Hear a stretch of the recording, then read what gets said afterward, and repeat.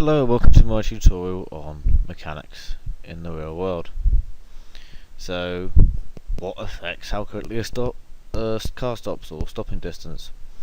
It's thinking distance, so it's the speed times the reaction time of that person, and how reaction time changes. Well, it could increase by drugs abuse, alcohol usage, tiredness, and distractions in the car, like your favourite CD of dubstep, and you just want to let it out to the world, and you have it on so loud you can't even think. It depends on the braking force, friction between the tyres and road, the mass, and the speed. The braking force is produced by reduced friction between the brakes and the wheels, or worn or rubbish brakes. So get your car serviced frequently. Friction is produced by wet or icy roads, worn tyre treads, etc. And the mass is affected by the size of the car and the engine size and weight. So the modern cars have useful safety features.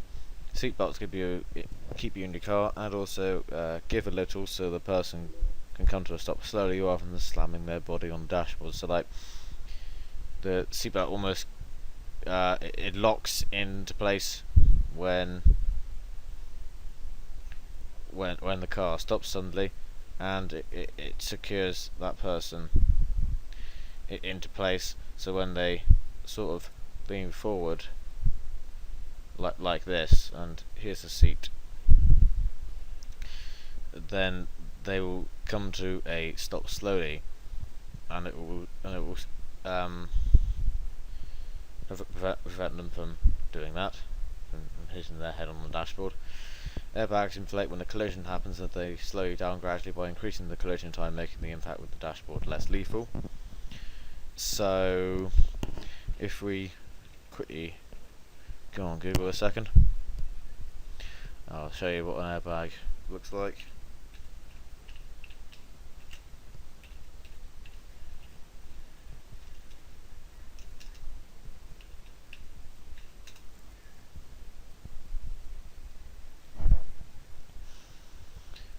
So the gas inflates the airbag, but when the crash sensor is sensing a crash, so then the person will impact into the nitrogen gas in the airbag.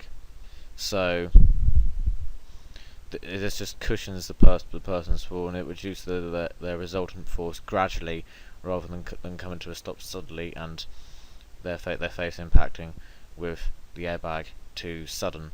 So it's just increasing that overall time that the person collides for. And crumple zones and safety cages are designed to absorb the energy of the collision and prevent the driver's area from caving in. So that's pretty easy. That's just to save lives. So now we'll look at part 2 and how you can apply the equations of motion, like we've learned in previous tutorials, to this particular example. So Giles's car bumps into the back of a stationary bus, and if it was travelling at 2 ms minus 1, it comes to a stop in 0.2 seconds. Giles is wearing his seatbelt and takes 0.8 seconds to stop, and the mass of the car is 1000 kilograms, and his mass is 75 kilograms. So the deceleration of Giles on the car, we can use B equals U plus AT for this, and for the car, U would be 2 ms minus 1, V would be 0, and T would be 0.2 seconds. So 0 equals 2 plus 0.2a, and to find a, we rearrange the equation to make minus 2, so a would be minus 10 ms minus 2. So the deceleration is 10 meters per second, and this is for Giles, and it's still the same initial velocity, still the same time, and then if we rearrange the formula again, we'll get 2.5, and If we look at part B now, F equals ma, and then we can times Charles's mass by 2.5 to get 187.5 newtons, and then if we know that 75 times 10 is 750 newtons, we can find the resultant force, the deceleration of the car, times by Charles's mass. So now, if we look at parts 4 and 5, we're going to look at more force examples. So the bungee jumper is accelerating downwards. His weight is greater than the tension in the bungee cord. The tension will equal the force of his weight, and he'll stop accelerating downwards. So lots of different sports use projectile motion, and the projectile could be a person or a ball or even a shotgun pellet. The same thing applies to all of these. So if you can't quite remember why it applies, then look at the freefall and projectile motion tutorial if you're confused as to why.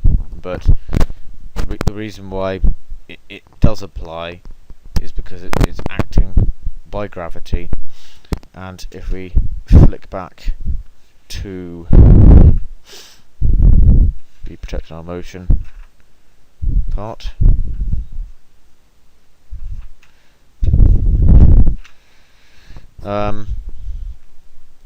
it can be separated into two forces: the horizontal motion force and the gravity acting on the object. So you need to think about the vertical motion and the horizontal motion. So we use S equals half gt squared. That's how to do the vertical motion, and this is for any default example you should find.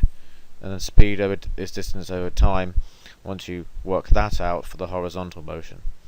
But more on that in proper detail in my freefall and projectile motion video. So if you look at another example now, the rock climber is not moving as the forces on him are balanced and he is in equilibrium. So A is tension and B is push from the rock face, and C is weight.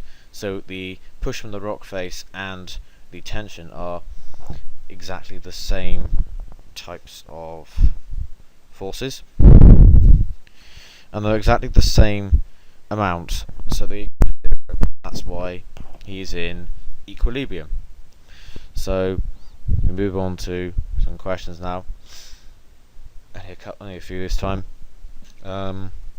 Sarah sees a cow step into the road 30 meters ahead of her. Her reaction time is 0.5 seconds, and she is travelling at 20 ms-1. Her maximum braking force is 10,000 newtons, and her car has a mass of 850 kilograms. How far did she travel before applying the brakes? So Sarah's braking distance, you need to calculate, and this is also assuming she applies the maximum braking force until she stops. And did Sarah hit the cow? Justify with a calculation. So basically, don't just say, oh, she didn't hit the cow, or she did hit the cow because we prove it with some numbers. So in a crash test, car slams into the solid barrier at 20 ms-1. It comes to a halt at 0.1 seconds. The crash test only goes through the windscreen and hits the barrier at a speed of 18 ms-1, and it comes to a stop at 0.1 seconds. The mass of the car and the dummy is 50 kilos. So I'll give you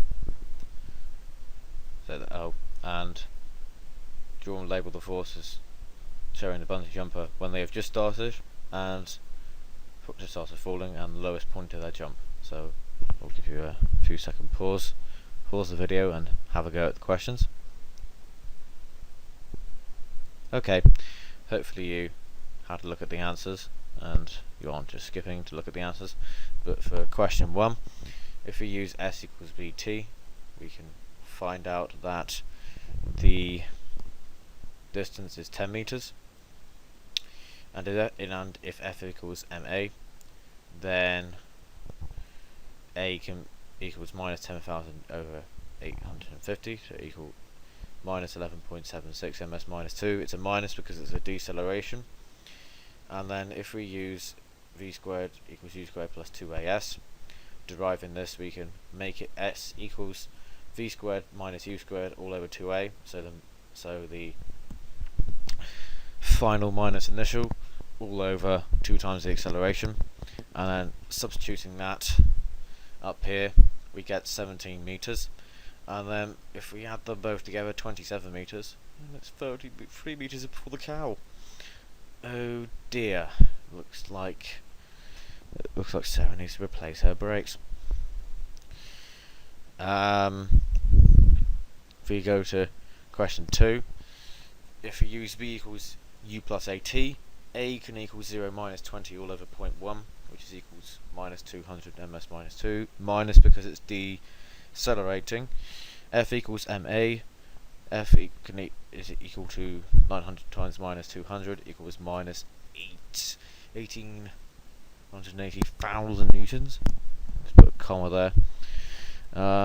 A equals 0 minus 18 over 0.1 equals minus 180 ms minus 2, and F equals 15 times minus 180 equals minus 9,000 newtons. And crumple zones will increase the collision time for the car and the dummy. It reduces force on the car and the dummy. The airbags will keep the dummy and in its seat and increase the collision time further for the dummy, reducing the force on it. So each of those points are worth a mark each, totaling up to 4 marks. Sorry, yeah, 4 marks for this part and 3 marks for that part. Sorry, my mistake. So we'll just have this part 3 marks. So this is 1 mark, 2 marks, and the third. The third is here. Increase the collision time further. So if we look at the force diagrams now, air resistance is equal to weight, and terminal velocity equal forces. Terminal velocity and air resistance is minimal as they're accelerating at 9.81 meters per second. Oop. And that's it for this tutorial. I hope you found this useful. Like, comment, subscribe, favourite, share, whatever you YouTubers do. Thank you for watching.